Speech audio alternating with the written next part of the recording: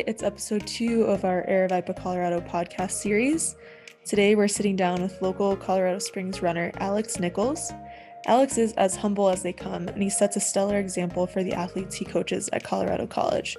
He spends his time enjoying the trails in Colorado Springs, summiting Pikes Peak regularly, beekeeping with his wife, and coaching while maintaining a full race schedule and training cycle throughout the year. I thoroughly enjoyed getting to know Alex a bit more, and I hope you will too. Here's Alex Nichols. Hey, welcome. Thanks for coming in, Aravaipa, Colorado. Big C on the wall. Yeah. Happy to have you here. Yeah, no problem. So wanted to start off, I don't know you too well, but I know you've been in Colorado Springs for a while. I've been here for the last 9 years and I hear your name everywhere, but I've never actually run into you on a trail or in person, I don't think. I was thinking about that too. I don't know if we have ever actually met. So yeah nice to meet you. I know a lot of people that you run with, Melissa and Brandon, but never gotten the intro, so excited to talk with you. So Colorado Springs, are you a native or how did you end up here? I'm from Minneapolis originally. Came here to go to college at Colorado College, and so that was 2004. So I've essentially been here since then. And kind of, learned to enjoy the trails because of just moving here. Okay. Minneapolis was like, we had some trails, but really not much. Yeah, it's pretty flat there, right? Yeah, mostly flat. So did you start running the trails while you were still in college, or was your training a little different then? Yeah, definitely more specific to cross country and track stuff, but especially like I stayed in the summer a lot of times, and during those months we would run a lot of trails and like go to Leadville, that area, and just kind of got a good introduction to the mountains that way. Okay, cool. Yeah. Growing up in Minneapolis, I'm assuming you're a pretty good runner there since you got to run at CC. But when did you start running, or when did you kind of feel like it started to become a passion for you? I guess I ran in college. I wasn't 100% sure I would eventually run in college when I was a high schooler. I did care about running quite a bit, but it wasn't like top priority for me.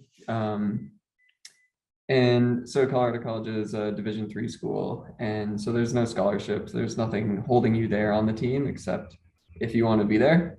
And I think that was kind of a good introduction to more serious running, because I kind of got to like decide that this was important to me and then pursue it as much as I wanted. So probably in college is when I decided to kind of take it more seriously and just had more fun doing it. Okay, cool. After you got done with running in college, were you kind of burnt out on running, or were you immediately like, I'm ready to go, ready to keep training? I think that's another, I'm just like pimping D3 here. No, I think that's huge, because I was not at all burned out from college. If anything, it was like I wanted to do more, because I was kind of like realizing that I was, competitive at especially trail running.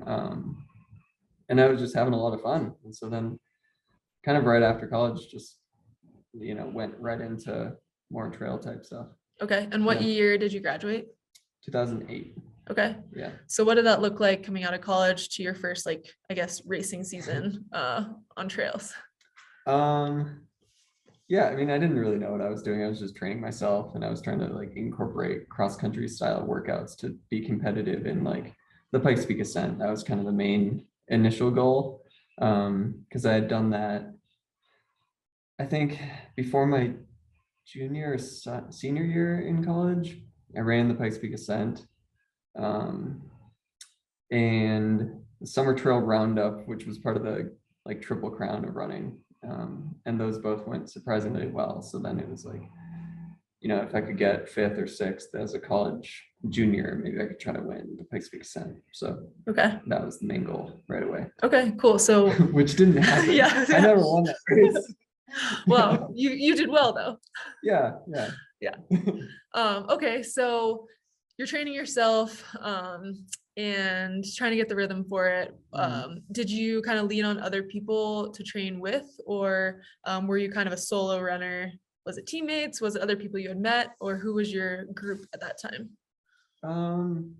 I guess at that point it was probably a mix of people that were my teammates in college that I was still running with, and then a conjunction of like other people who were graduates, and in the trail world. I mean, like the main thing that I always mention in this sort of interview is Tony Karpichka was my roommate when he was a senior and I was a freshman. Okay. And then he stayed an extra year at CC. And so we had a decent amount of overlap there. And then kind of as I was getting into more competitive and like bigger races, I'd train with him sometimes. Yeah. Okay. So he's probably a pretty big influence for you. Yeah, especially in that like early time frame. Because I didn't really know what I was doing. And yeah, and that was a point when he was being, very successful and very competitive. So okay. Yeah. So at what point, after you got out of college and you're trying some of these races, training, did you really start to experience some success where you're like, okay, I'm doing pretty well now? It was definitely not immediate. I was trying to make a world championship team for the world mountain running team. And with the ascent and stuff, I was focused on uphill running. So like 2010, the ascent was part of like the world championship, and I think I was 5th there or something. But it wasn't until probably like 2012 that I was able to like go to Europe and actually compete there and kind of compete on a more international type level. Okay. At that point, did you have a coach? Or no. Do you have a coach? Do you have a coach now? No. Okay, so you're still rolling solo. Yes. Nice. Just learning as I go. Well, you are a coach yourself, so you have a pretty good understanding of what it takes. Yeah. No, but there's a huge advantage to having a coach. I think when I was going through those early years of my competitive running career, like trail running coaches didn't really exist, and I'm sure I could have benefited from one. Did you experience any injuries in that time period? Oh yeah. Was it overtraining stuff or? Yeah, probably a lot of overtraining. That was kind of the go-to for me in college. It was like, well, just do more and you'll probably get faster, which kind of works, kind of doesn't. A lot of times it doesn't. So, yeah. Okay. So we fast forward from there and we'll probably go back to there, but we'll fast forward to today. So you're just coming off a pretty awesome performance at the 100-mile national championships. Yeah. It went pretty well. Were you expecting that? Yeah. Okay. I was hoping to win. Honestly, I was hoping to run quite a bit faster too, but it was just a totally like new kind of race. I've never done anything like that before, so yeah, it was a fun learning experience. What was different about it for you? I know it's totally different terrain than what you're used to, but like what stood out to you as being the hardest part with it being that style of race?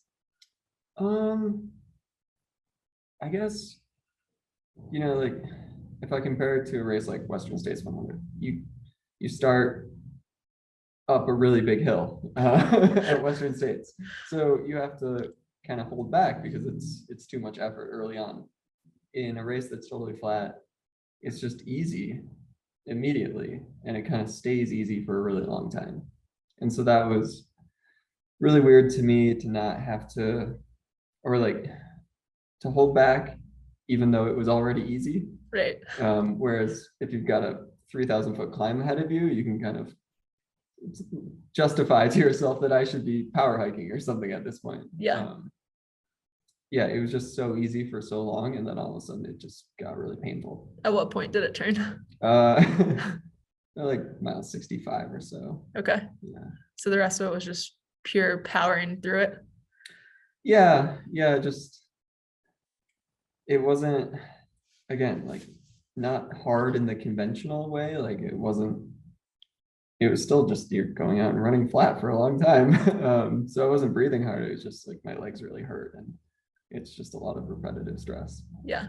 What kind of support system did you have out there for you? Well, Maddie, my wife, she was there as usual. So she was pretty much there for every lap of the 85 laps. So she didn't sleep either? No. Does she have your like everything down to a T with what you need? Races like that? Yeah, I've developed a good like spreadsheet strategy of what I need and when. And cool. I'm normally not someone who's like oh, I need a breakfast burrito, even though that's not on my schedule. Yeah. I'll just stick to the schedule. And Okay. Very thought out. yeah, You know what works for you. yeah. Once you start, thinking that you want other stuff, then plan goes out the window and it gets complicated. Yeah. Tell us about who else went out there to support you.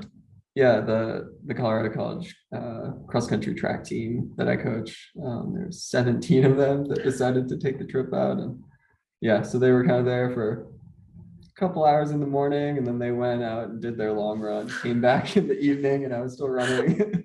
So it was good for them. They could see a lot of the race without having to stick around for 13 hours. Yeah. Do you think anyone on the team now is like inspired by the big efforts that you do to go longer after college cross country?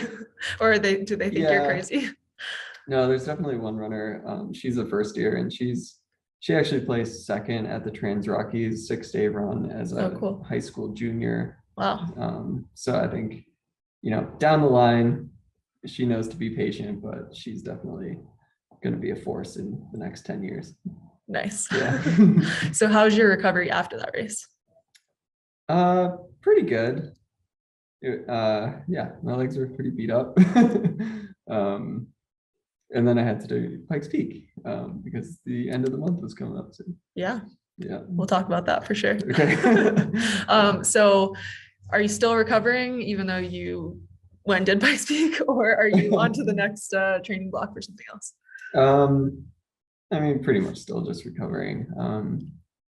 I've done 2 runs the last 2 days, and that's more than I've done like the last week. So starting to do something, but not too focused with training right now. Okay.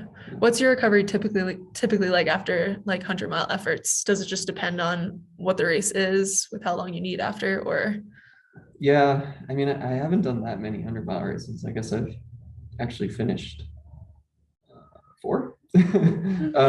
Yeah, but I think it just has depended on how I felt. Like the first one I did, Run Rabbit Run, it's a pretty bad like tendonitis on my knees, and I had to take 3 weeks off, but I feel good now, like no major injuries, just I was sore for a long time. Okay. Yeah. Cool. Do you have any like reward that you give yourself after these big efforts, like a treat that you like, or I don't know, something you do to soothe the damage you just did to yourself?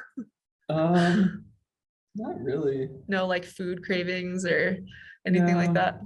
No, I'm normally someone who doesn't have like a very strict diet. So if I want something, even when I'm in like heavy training, I'll just have it. Yeah, cool. Same. Me too. Yeah.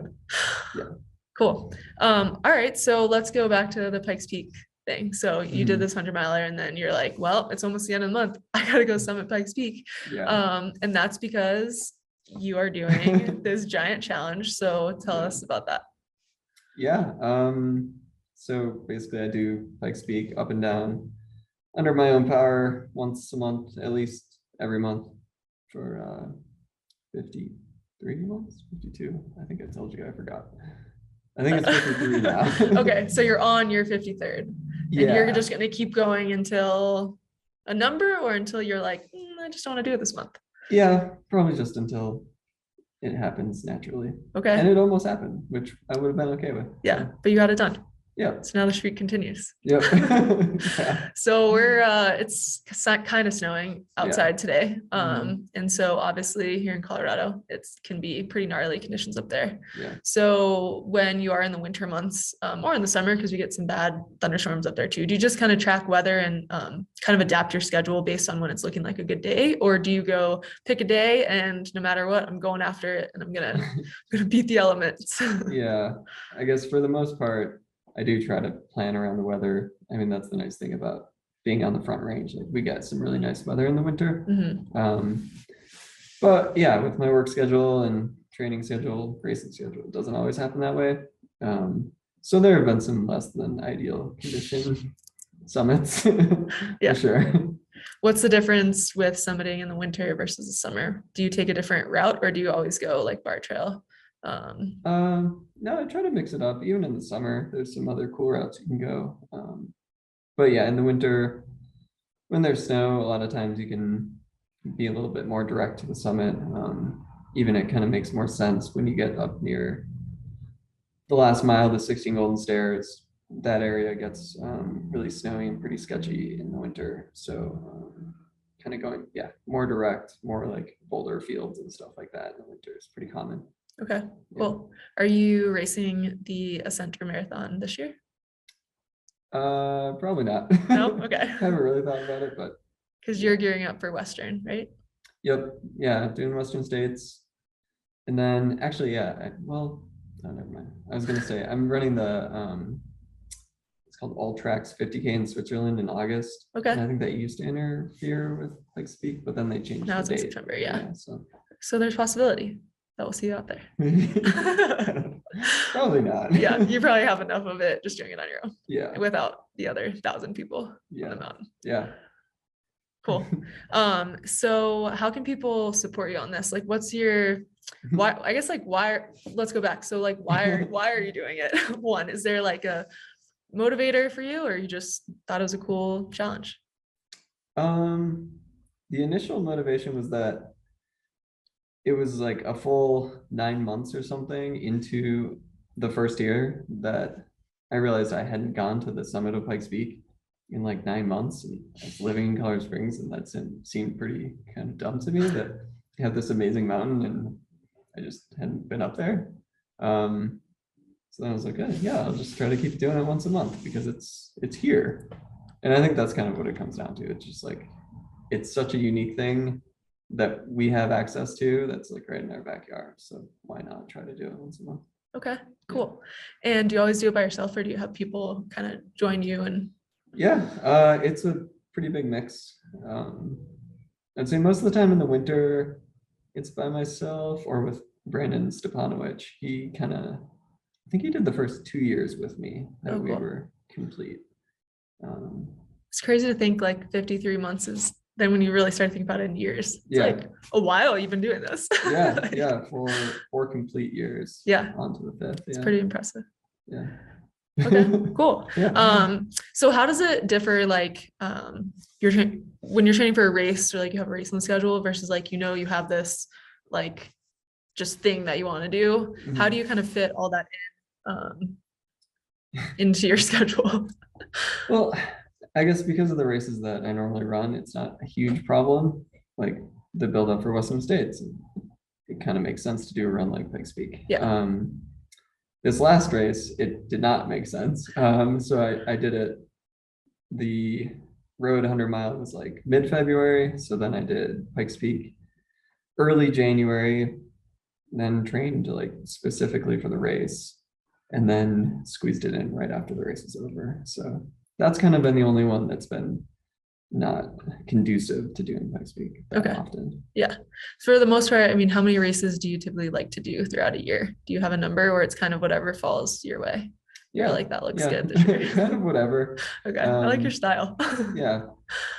I don't really have traditional like seasons or anything. It's just kind of like decide what race makes sense and then focus on that and then to the next one. Okay. Yeah. So why did you, what like made you want to do the 100-mile like road stuff after pretty much only racing trail?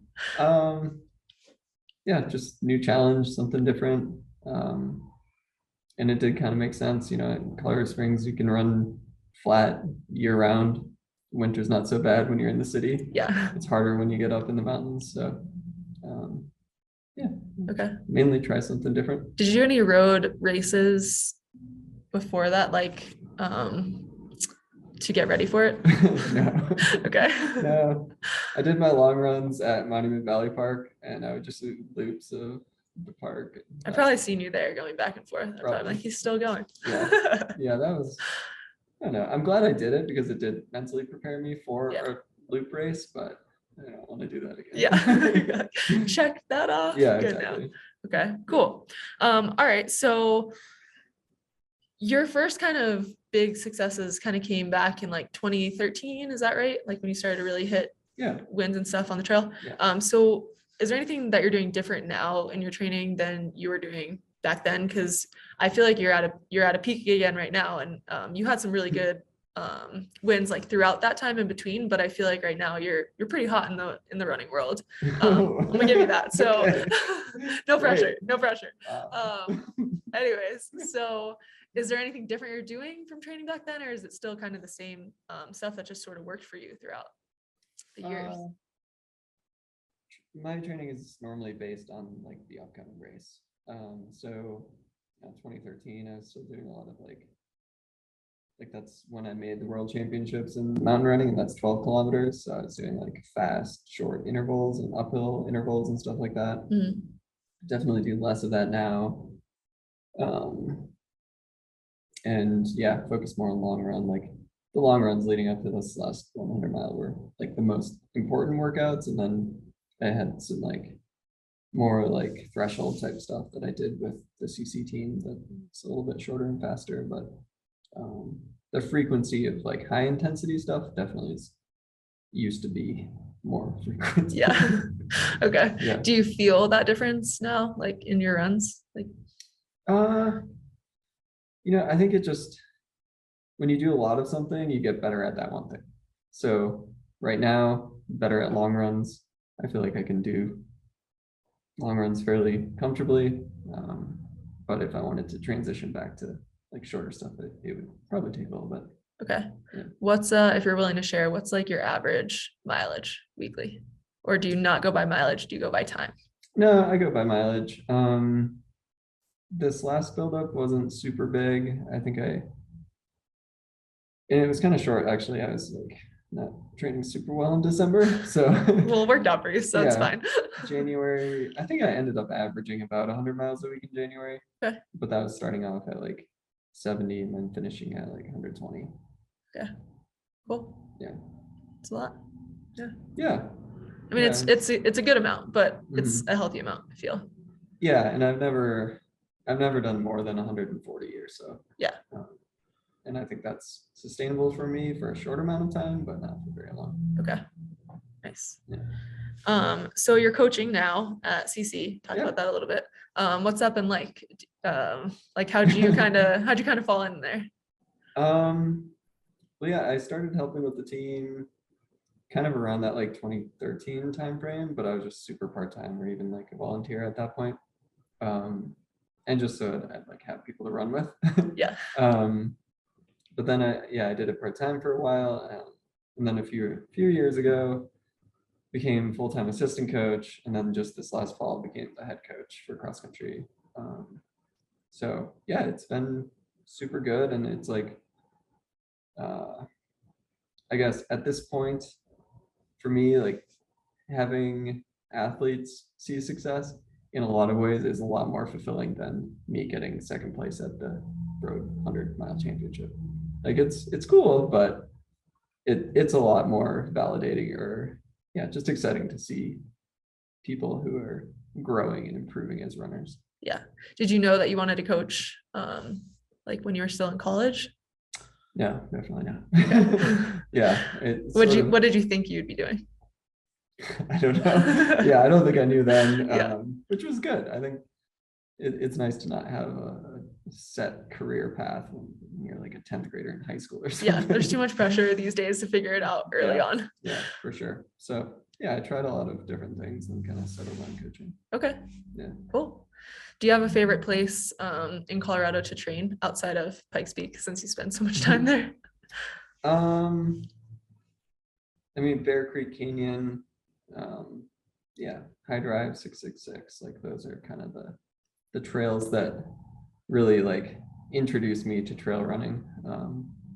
So those are, that's probably it. And I used to live where we are, I used to live like half a mile from here, and actually we'll be moving back very soon. So nice. Yeah, so it's just so nice to be able to run those trails like from your house.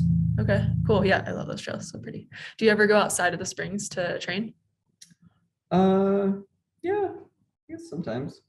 We have some like unimproved property in Salida, so we go there pretty often. Okay, yeah. Nice. Good trails there.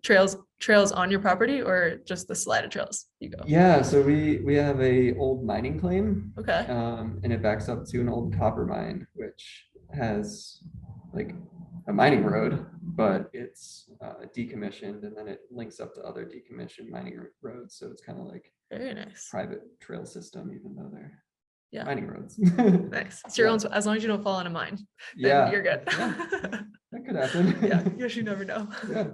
I also heard something interesting about you, that you're a beekeeper. Yeah. Okay. Yeah, we've had bees not quite a year yet, but pretty close to it. So How's it been going?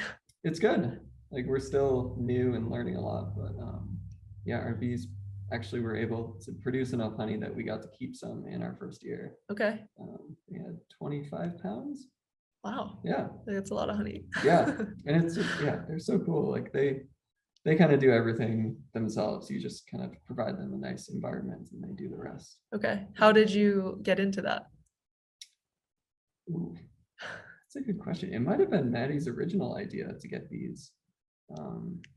But I don't know. I really like gardening and stuff like that. It's kind of a hobby of mine. Okay. Have you ever been stung by your bees? Nope. Okay. Yeah, bees are very docile. Yeah. Do you wear the whole suit or you just go in? Yeah, yeah, we wear the suit when we Okay. actually do hive inspections, but like you can do a decent amount without having any protection on because you really have to piss them off for them to do something. Yeah. Okay. That's really cool. It's a Yeah. cool hobby to have. Yeah. Yeah, they're great. Nice. Okay, so what's next for you then? Coming up this year, you have Western States. Mhm. Any other, well, you said you have that other race in August. Yep. Yeah. In August. And then your Pikes Peak every month. Anything else big you're kind of looking towards? I think I'm gonna go back to Run Rabbit Run 100. Okay. That was the first 100 mile that I ever did. It's a very cool race, good organization and everything. So that's in September. Yeah, so you won't be doing the marathon because that's the same weekend as Oh, that. it is the same weekend? Yeah. Oh, okay. I'm Well. doing the 50 and I wanted to do the marathon and I was like, I can't. So yeah. Well, maybe it starts on Friday. So I run fast enough. Yes. Finish Saturday, come back, run marathon Sunday. There we go. I think you should do it. Yeah. You'd be the first person ever to do that cool. challenge. And then you can, check that off on your list That too. could be my September summit. Yeah, there you go. I think we just figured it out for you. Awesome. Great. Yeah. Cool. So if people want to kind of follow along with you, are you on social media? Yep. Instagram that I use occasionally, Twitter less often. But honestly, like if you want to see Pikes Peak stuff, it's on Strava. Okay. Yeah. And what's your Instagram handle? Axel Nichols. Okay. Is it the same for Twitter? Yeah. Okay. And then Strava, they can just search your name and you'll pop up with all your sick training weeks and Pikes Peak summits. Yeah. All right, cool. Anything else you want the world to know about you, your team, or anything that you're doing? Not that I can think of. All right, cool. Yeah. Well, thanks for spending time with us and yeah, good luck with everything this season. And maybe we'll see you on Pikes Peak. Yeah, sounds good. Thanks.